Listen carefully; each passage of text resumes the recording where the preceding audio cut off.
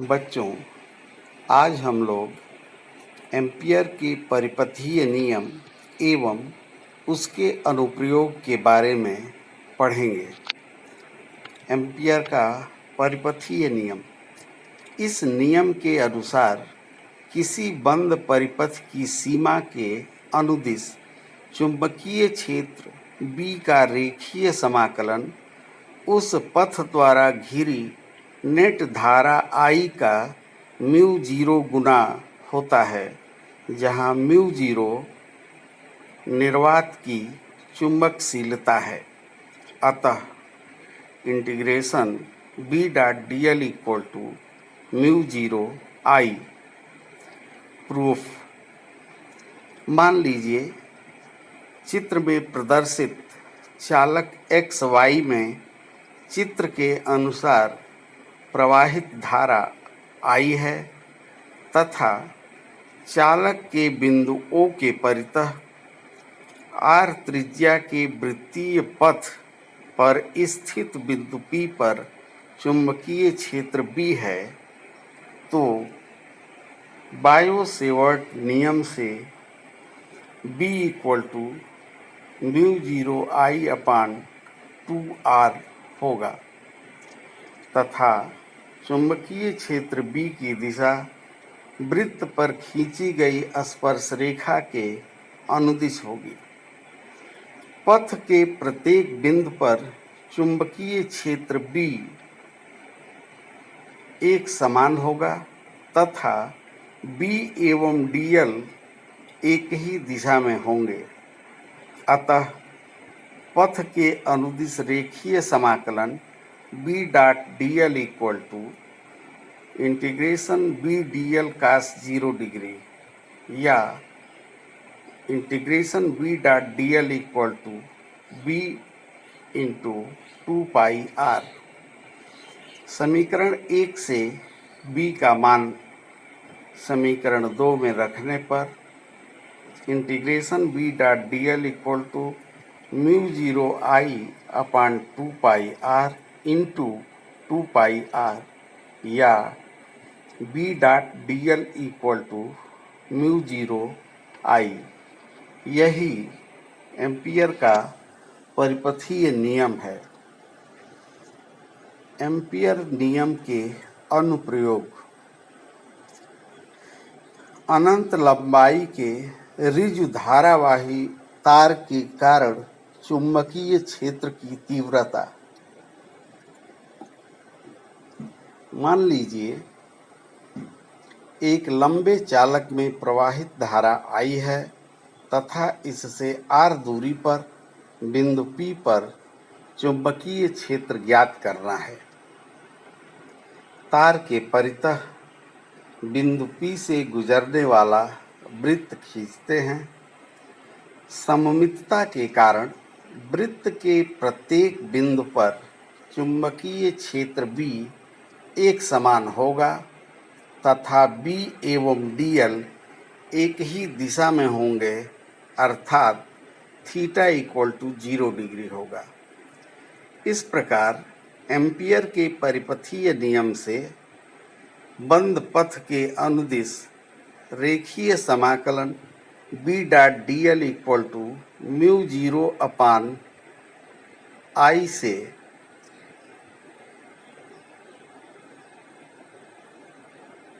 चूंकि B dot dl equal to integration B dot dl का 0 degree equal to B into 2 pi R है, अतः समीकरण 1 में मान रखने पर B into 2 pi R equal to mu zero I होगा या B equal to mu zero I upon 2 pi R।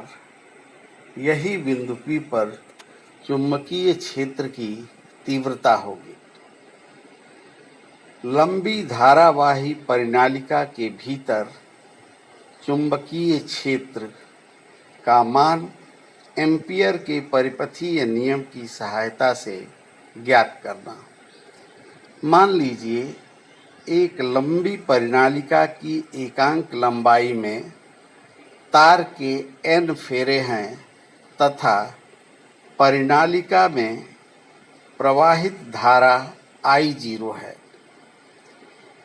एक बंद आयताकार परिपथ ABCD की परिकल्पना करते हैं जिसकी भुजा CD अत्यधिक दूर है, अतः उसमें प्रवाहित धारा के कारण उत्पन्न चुंबकीय क्षेत्र शून्य माना जाता है।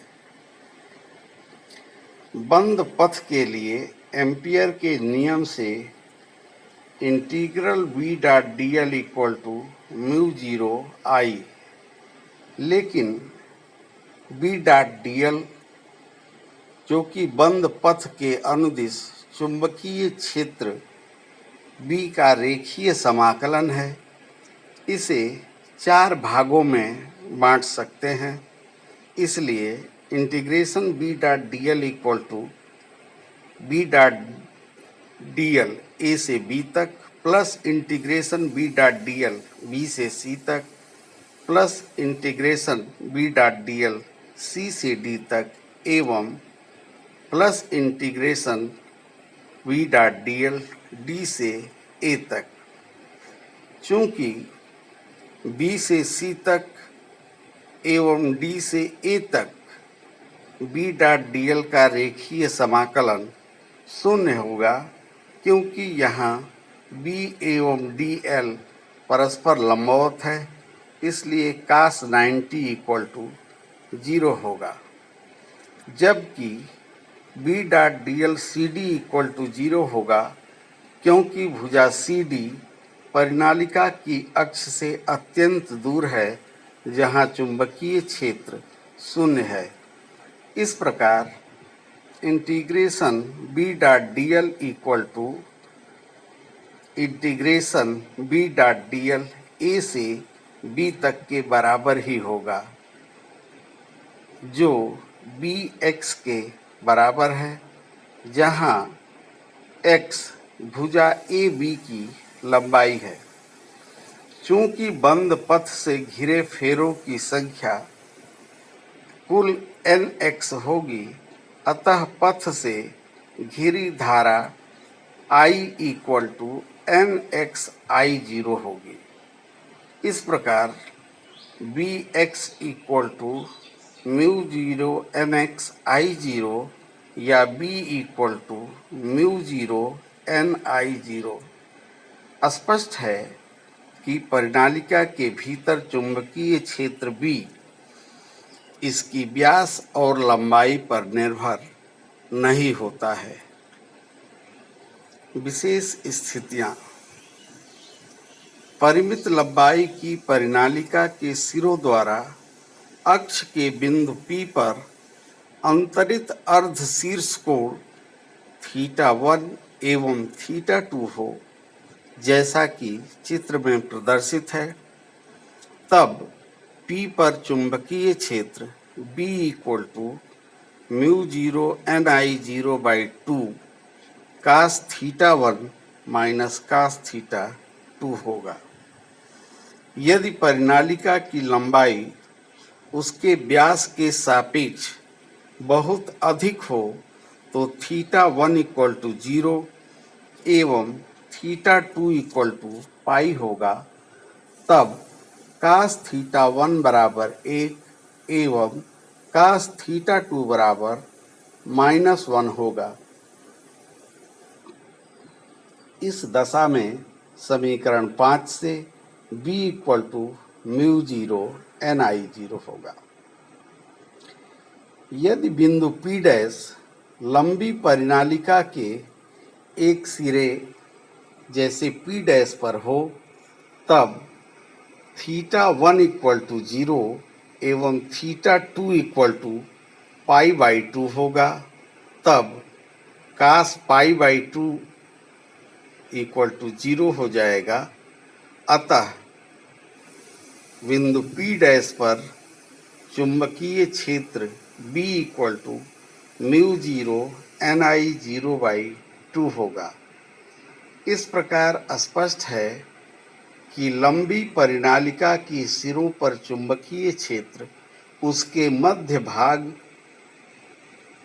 में चुंबकीय क्षेत्र के सापेक्ष आधा होता है। सिरे विहीन धारावाही परिनालिका अर्थात टोरॉइड के कारण चुंबकीय क्षेत्र की तीव्रता। यह एक वृत्ताकार खोखला छल्ला होता है जिस पर तार के अत्यधिक फेरे पास पास लिपटे होते हैं।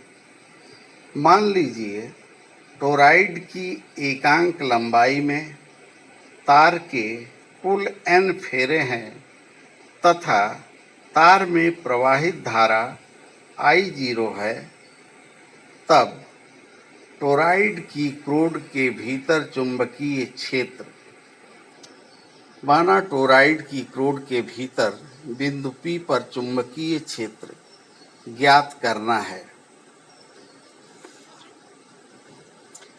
यदि बिंदु P से गुजरने वाले वृत्तीय पथ की त्रिज्या स्मॉल a हो तो एम्पियर के परिपथीय नियम से बिंदु P पर चुंबकीय क्षेत्र की तीव्रता के लिए integration B dot dl equal to mu 0 I, चूँकि B एवं dl प्रत्येक बिंदु पर एक ही दिशा में है, अतः integration B dot dl equal to B 2 pi a होगा। टोरॉइड में फेरों की कुल संख्या capital N equal to small n 2 pi a होगी। अतः वृत्तीय पथ से घिरी कुल धारा I equal to capital NI0 या small n 2 pi a I0 होगी। अतः समीकरण 1, 2 और 3 से B 2 pi a equal to mu 0 n 2 pi a into I0 या B equal to mu 0 small NI0 या B equal to mu 0 I0 capital N upon 2 pi a। इससे स्पष्ट है कि चुंबकीय क्षेत्र B प्रोपोर्शनल टू N एवं B proportional to 1 upon a, अर्थात टोरॉइड के भीतर चुंबकीय क्षेत्र B तार के कुल फेरों की संख्या के अनुक्रमानुपाती एवं उसके केंद्र से बिंदु P की दूरी के व्युत्क्रमानुपाती होता है।